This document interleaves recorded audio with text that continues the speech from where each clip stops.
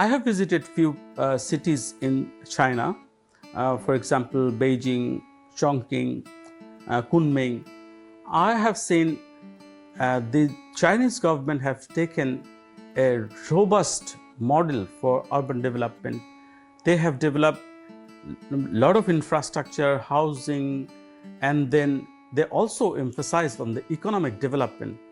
But the Chinese city, they have a lot of other features also. For example, eco-cities, then sponge cities, they are well appreciated in the other part of the world. And eco-cities, they have adopted green building technologies and energy efficiency in these cities, which is very well appreciated. On the other hand, the sponge cities, they are good example of how to reduce the urban flooding in a city. In the tropical cities like Bangladesh and the cities of subcontinent, they can also think about the sponge city model because it is very functional in reducing the urban flooding.